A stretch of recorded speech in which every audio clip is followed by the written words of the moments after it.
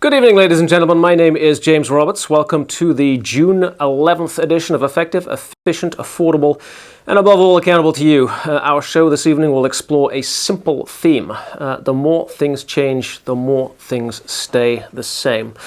As a reminder, the views expressed on this show are the views of myself, James Roberts. They do not reflect or seek to represent the views of the Winchester School Board or the Gilbert School Corp, on both of which boards I serve. The more things change, the more things stay the same. Obviously, the biggest single thing that has changed in the last several weeks has been the passage of the budget on Saturday, June the 1st. I, for the record, as I think you all know, was against that budget. I remain against this budget, unalterably against this budget. It fails, in my mind, to achieve the three things that we needed it to achieve. Number one, not only does it fail to address the deficit, it will actually grow the deficit by continuing to deliver our services in the same old unaffordable way that we have always delivered them. Number two, it fails to invest in downtown. It fails to invest in reversing the slide in our grand list. It fails to invest in reversing the inexorable decline of our municipal economy. It fails to build for our future. And number three, and perhaps most worryingly, it fails to even begin to rebuild the bridge of trust and credibility between government and our town. This is a budget that in many ways was built on misinformation, spin, and deceit. And whenever we have a situation in which the public faith has been broken, the trust betrayed, it will be a very, very long time before those things are rebuilt. But the fact of the matter is, ladies and gentlemen, the budget did pass. Perhaps you voted for it. Whether it passed by 90 votes or 900 votes or 9,000 votes is academic at this point. It passed, and the question is now, how do we live with this fatally flawed budget? That will be the major theme of this evening's show. Before we get there, I would like to touch upon a number of other financial milestones that we will have to grapple with in the coming weeks and months. Milestones that will quite likely change Winstead's financial fate, most likely for the worse, and which will require us to change the way we think about where we are going here in Winstead. The first of those milestones represents the treatment of our credit rating, our Moody's credit rating. Moody's has written about Winstead's credit twice in the last 3 years, in November of 2010 and again in February of this year, 2013. In 2010, they downgraded us from AA to A, and they gave a list of reasons for the downgrade, as well as a list of concerns for the future, a list of concerns which would lead them to consider further downgrades if not addressed. And we will put up an exhibit right now, which is Exhibit 1, which simply lists the concerns that Moody's identified back in 2010. They were our willingness to deficit spend. We have a political willingness here to deficit spend in Moody's mind. Number two was the ever-shrinking fund balance. Even back in 2010, it was very clear to Moody's that the fund balance was moving in one direction and one direction only, and that was down. The net effect of those two things was, in their mind, in Moody's mind, a reduced flexibility to finance the operations of the town. It was unclear to Moody's whether we had sufficient money or sufficient will to raise the money to actually finance our daily operations, to fix the things that needed to be fixed, to invest in our future. Of perhaps greater interest to Moody's, after all, their job is to rate our debt obligations, they were also highly concerned with our ability to meet our debt service going forward. They noted at the time that we had relatively little debt, and yet still they chose to focus on that as a concern. Looking at the wider town, they noted the lower than average incomes here in town, the lack of any significant employers or taxpayers in town, and the fact that town was vulnerable to shrinkage. Just as the town economy was vulnerable to shrinkage, they expressed a concern about the tax base, the grand list, the ability of town to raise taxes going forward. And lastly, they identified the growing and continuing failure to fund both the town pension and our obligations to our retirees. That was the list of issues that Moody's identified in 2010. They added another point in February of 2013. In 2013, they focused on the lack of financial clarity and lack of financial disclosure. They published a list of 40 towns statewide. When I say statewide, I mean America-wide. 40 towns in the United States of America whose level of financial concern was a concern to Moody's. We are the only town in Connecticut to make that list. And in that publication, they expressly said that if we could not provide a greater level of financial clarity and disclosure relatively quickly, we risked either a downgrade or a loss of our rating altogether. So we're going to flip to Exhibit 2, and we're going to examine how we did on that checklist. Moody's gave us the checklist of the things that they were concerned about. They gave us the checklist of the things that we needed to address to avoid a future downgrade. Well, it looks like we hit the jackpot, ladies and gentlemen. It looks like we hit every single one of these red flags. We have pulled every single alarm bell there is to pull. Deficit spending was their first concern. We have been good at deficit spending. We have run deficits in each of the last 3 years. Those deficits have grown. In 10-11, the audit that we have just received, we saw a deficit of several $100,000 on a budget basis and a need to borrow $250,000 from the subsequent year's taxes. That grew in 2011-12, as has been reported by the town manager, to at least $1.2 million. It quintupled, ladies and gentlemen. And per the town finance manager, it is set to triple or quadruple again this year. We will see the $250,000 from 10-11 that grew to $1.2 million in 11-12 hit 2.5 if you believe the town manager's numbers, or 3.5 to 4 if you believe my numbers, here in the current year that ends in less than 30 days. We're good at deficit spending, ladies and gentlemen. We deficit spend on a chronic basis, and the deficit is growing each and every day. The fund balance. They identified the fund balance as a matter of concern. As you know, our fund balance was negative in each of the last 2 years. It has ceased to shrink, and it has become negative. They highlighted narrowed flexibility to finance operations. As you know, we can't pay bills. I don't know how much less flexibility there is in financing operations. They focused on flexibility for debt service. As you know, we have failed to budget for our debt service on our bonds for the last 10 years. There's been no money to pay the bonds. They highlighted the shrinking town economy. Our town economy has shrunk, ladies and gentlemen. Businesses have left. Our stores are empty. They highlighted the vulnerability to a shrinking grand list. We just went through a revaluation with a giant decrease in our grand list, a giant decrease in our ability to raise taxes. And they highlighted a continued failure to fund both our pension obligations and our obligations to our retired people. That has continued, ladies and gentlemen, and that led to the restatements of our financials. And finally, as we said, they cited a lack of financial clarity and transparency. In an email from Town Hall, we won't embarrass anyone in Town Hall by saying who it was from, but this was a response in writing to a citizen's question as to whether Moody's concerns had been discussed with Moody's. This is what Town Hall wrote in an email. This is dated June 5th, 2013, after the audit came out. I have not spoken to Moody's about the cash shortfall number in specifics. Just mentioned, in general, the problems the town is facing. I do owe Charles, the Moody's analyst, a return response. Yes, ladies and gentlemen, we do owe Charles, and Moody's generally, a return response. And we'll give the Town Hall the benefit of the doubt. We will assume that in the last week they have given Charles a response, that they have given not only the audit, with all of the bad news contained therein, but a full, clear, and honest outline of where we stand as a town, of the fact that this year we will have a $2.5 million or greater deficit. Of last year that we had a $1.2 million deficit, and the audit showed that the prior year we had a deficit again. 3 years of successive deficits, each getting larger. We hope that we have been honest with Moody's. The second financial milestone we will need to pass will be delivery of the 11-12 audit. This is not the audit that came out just 2 weeks ago, but the audit for June 2012. It was due last Christmas. It will likely come out sometime in the second half of this year. In general terms, we know what that audit will say. It will say we have no money. It will say our fund balance is negative. It will say our controls are lacking. It will say our town is shrinking. It will say we deficit spent.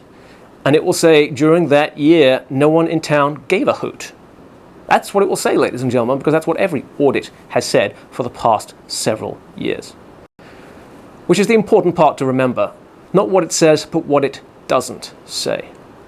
We should be clear, Bloom Shapiro, in its audits, has gone through in very excruciating detail every single problem we face. They have charted the disappearance of our fund balance. They have charted the spending of our cash to pay the bonds. They have charted the repeated chronic failures to budget properly and the repeated chronic overspending, deficit spending that we have experienced as a town. It's all there in black and white in the audits. But what Bloom Shapiro never did, ladies and gentlemen, they never took the Board of Finance by the scruff of the neck. They never shook them. They never screamed at them. They never told them they weren't doing their job. They never said, as an audit firm, that the job of the Board of Finance is to ensure the structural integrity of our balance, of our budgets, to ensure that we live within those budgets, and to ensure that we are growing our fund balance and not shrinking it, to ensure that we are spending on a surplus basis and not a deficit basis, and to ensure we are growing our town and not crushing it. Bloom Shapiro never went that step. And the question for King & King, who will be producing our next audit, will be, do they deliver that bad news? Do they assume that the Board of Finance will continue to smile like jackasses, this is a majority of the Board of Finance, and simply say, thank you, sir, when the audit comes out that says, we have no money, we have no flexibility, and apparently we don't care? The willingness of King & King to go out on a limb and to tell us that is going to be important. And our ability as a community to take that on board and to learn from it will be equally important. The last financial milestone that we'll deal with will be the conclusion of the police investigation into our former finance director and into the accounting that he has led. There are three schools of thought on Henry Centrella, ladies and gentlemen. There is the lunatic fringe that says that he has literally run away with millions of dollars, perhaps tens of millions of dollars, and that he is to blame, personally responsible for the deficit, that he has simply run over the hills with the cash. Now, I got news for you. Henry's still in town. He hasn't run anywhere. That's a lunatic fringe view. There are few who truly believe it. Disappointingly, there is a middle-of-the-road view. There has been made mention by the auditor that there are irregularities in the 1011 tax documentation within town that lead the auditor to believe that Henry may have at least used town money to front his taxes, possibly even used town money to pay his taxes. And this is clearly not a good thing. But we should bear this in perspective, ladies and gentlemen. The sum of money involved is reputed to be $10,000. Our budget deficit is approximately $3.5 million, if you believe my numbers, $2.5 million if you believe the town manager's numbers. Henry Centrella would have had to be a town employee for somewhere between 250 and 350 years to be responsible for the town's deficit. Now, Henry may have been here for a long time, but Henry is not Methuselah. Henry, at $10,000 a year, is not responsible for a $3.5 million deficit. And the third school of thought, and this is my school of thought, is that Henry has scraped up every nickel of cash from everywhere in town to pay the debt. And some of those nickels, unfortunately, were scraped from places they should not have been scraped. And that Henry has done something which we cannot condone, quite frankly, in taking perhaps, who knows, whether it be fund money or pension money or any kind of money that really needed to be segregated. At the end of the day, ladies and gentlemen, when this audit investigation, this police investigation is over, it's probably not going to be great news for our former finance director. Even if completely exonerated of all charges, his life will have been irretrievably changed by all of the accusations hurled in his direction. But it should be good news for the town, ladies and gentlemen, because once and for all we will be forced to confront the fact that if our deficit is continuing to grow, it is not Henry Centrella who is growing it. Henry Centrella has been out of the door since October of last year. Any future financial problems that we face, any future bills that go unpaid, any future growth in our deficit, we will be forced to conclude was never Henry's problem. It was never Henry's fault. And our recognizing that will be a giant step forward as we confront the issues that we must confront for Winsted. So once again, the financial milestones that we face here in Winsted, there are 4 of them. The budget, obviously, it passed. not to put too fine a point on it, you passed it, and it will grow the deficit. Moody's, I don't know whether we'll get a downgrade or the rating will be withdrawn or both, but it seems increasingly likely that one or the other of those two things will happen. And why do we care, ladies and gentlemen? Put simply, hell hath no fury like a bondholder scorned. Moody's and the bondholders will have every reason to believe that we consciously, knowingly, and wittingly withheld vital financial information concerning the collapse of Winstead's fiscal situation from the public. That will be the inescapable conclusion that both Moody's and the bondholders take from this debacle. Whether that means it'll simply be very difficult to get a rating in the future, whether that means it'll be simply very difficult to raise money in the future, those are the good outcomes, ladies and gentlemen. The bad outcomes, obviously, is that we get sued left, right, and center by unhappy bondholders who would like their money back. That's the other end of the spectrum. Clearly, a big issue we will need to face. And it's an issue, frankly, that we should be managing. We should be talking to Moody's on a daily basis, proactively managing this, proactively managing expectations, proactively planning for the worst. It's not at all clear, ladies and gentlemen, that that is what we're doing.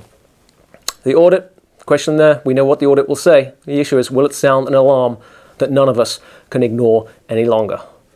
Will King & King force the Board of Selectmen to confront the fact that they have never understood, perhaps never read, the audit, and that now is the time to begin to understand it? And lastly, the police investigation. Who will we blame, ladies and gentlemen, when it becomes apparent that we can no longer blame Henry?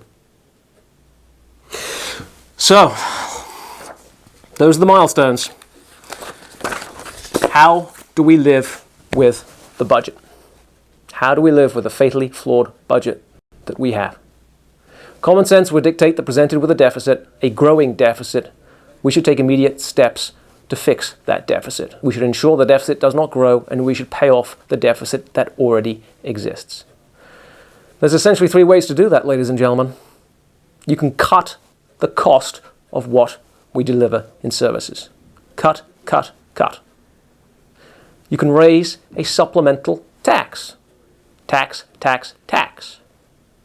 Or you can do some combination of the two. Cut the cost of services through restructuring, even through reductions in services, and raise incremental revenues through supplemental taxation. Notice, I did not say spend, ladies and gentlemen.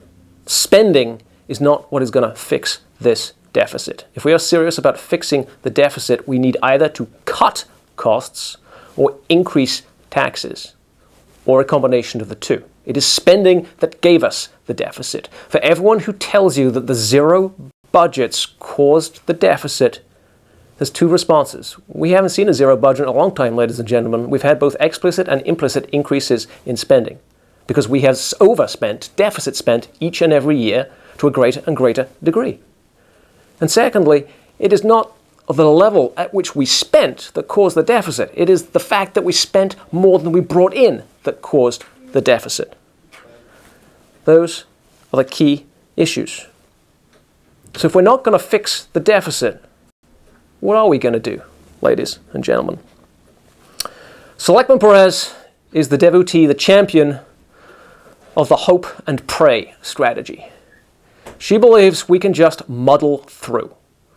We can watch the deficits get bigger. We can watch the big pile of unpaid bills in the shoebox get bigger. We can talk piteously of the terrible things that have been done to us in the hope that our creditors will be patient and will somehow forget that Winstead exists and hasn't paid a bill in years. Candy sometimes forgets that the hope and prayer route are increasingly difficult if you have no cash with which to deal with sudden emergencies, and almost impossible as the scale of the deficit grows. Now, Candy will say, with some degree of righteousness, I suppose, that she has successfully muddled through. She has successfully hoped and prayed for 3 years now. She deficit spent in 10-11. The audit just showed that. She had to borrow $250,000 from the taxpayers of the subsequent year. And then we grew that to $1.2 million the next year. We're in the process of growing it to 2.5 to 4 this year. And on that trajectory, we'll probably grow it to 6 or 7 or 8 next year under the recently passed budget. The wing and the prayer, ladies and gentlemen, isn't a strategy. That's why we call it a wing and a prayer. It's a pious hope. And pious hope is going to get eaten alive by the scale of the deficit. It's that simple. That just leaves us with revenues. We need to start talking about revenues again. Now, let me be very, very clear. Revenues, growing the tax base, growing the number of taxpayers, bringing new residences and businesses into town, isn't going to fix the deficit. There aren't enough new residents and businesses to come to town to pay off the $3.5 or $4 million of bills that we already have, and the great increases to that number which will occur over the course of the coming year pursuant to the budget that you have just passed. Targeting increasing revenues is not a fix for a deficit. Increasing revenues is a fix for death. Because a town that does not increase revenues week in, week out, month in, month out, year in, year out, decade in, decade out, that does not replace lost residents and lost businesses with new residences and new businesses, that town will die.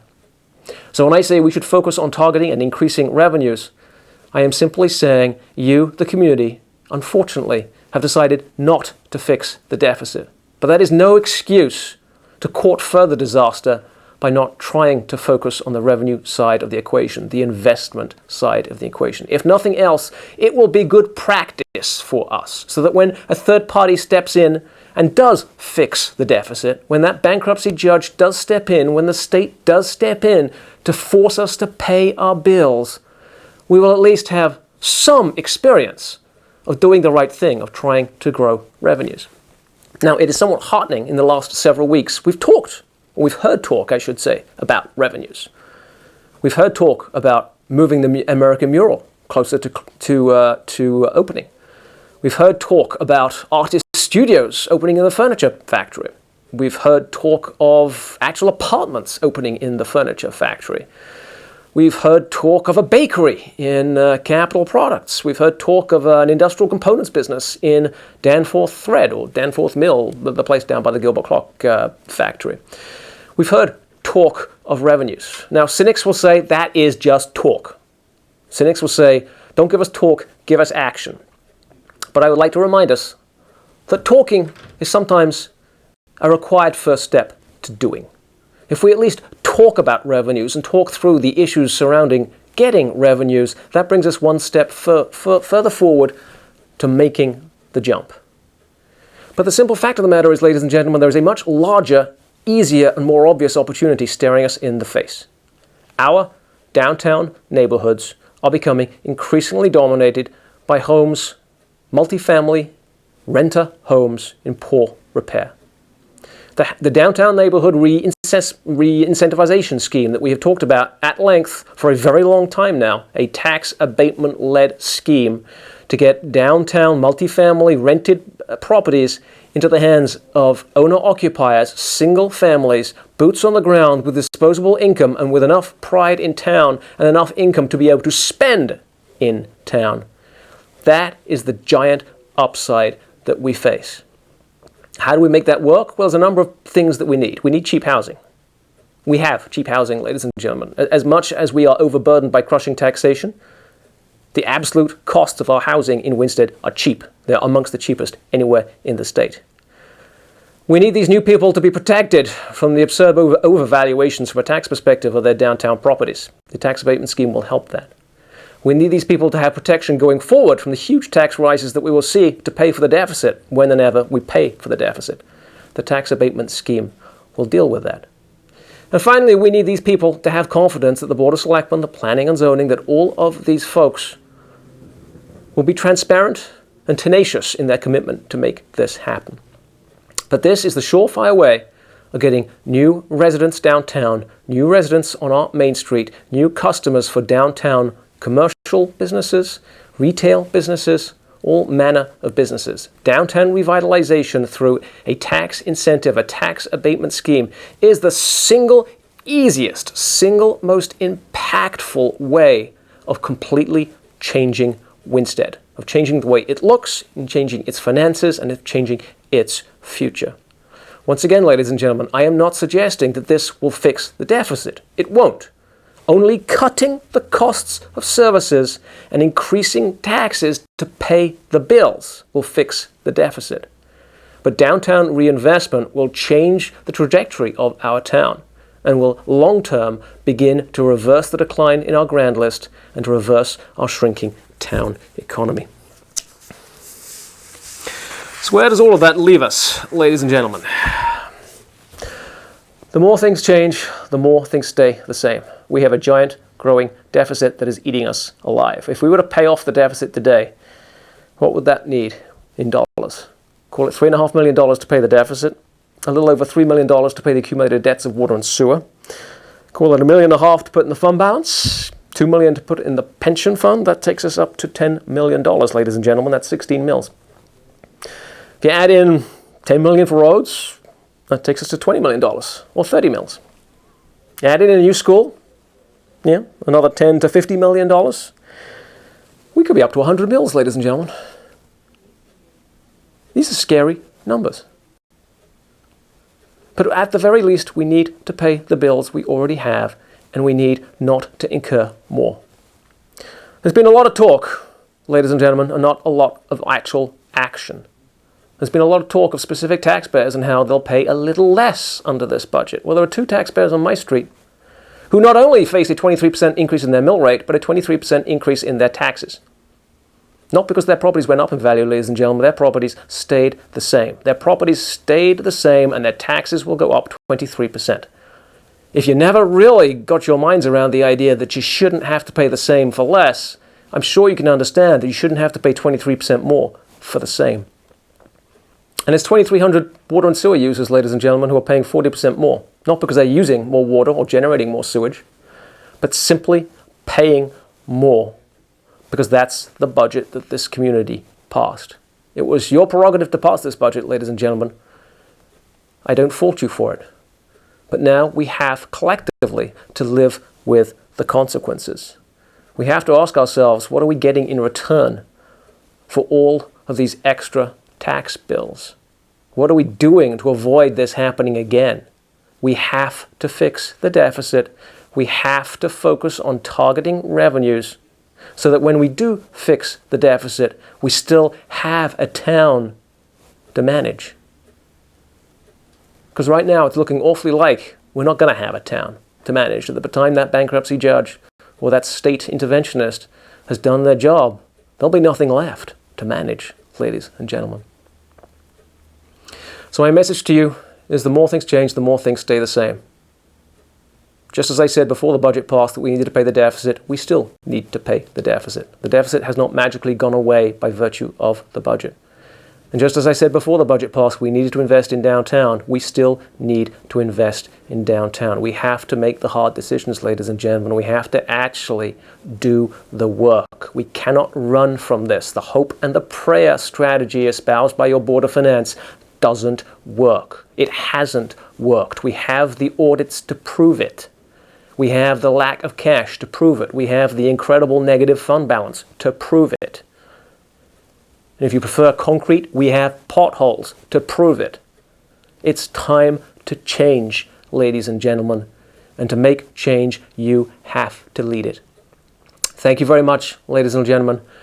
We will be back on a sort of 2 to 3 week cycle going forward, and we'll give you a little bit of break away from my doom and gloom message. But hopefully, over the course of the summer, you'll take away a message of hope. Thank you. Good night.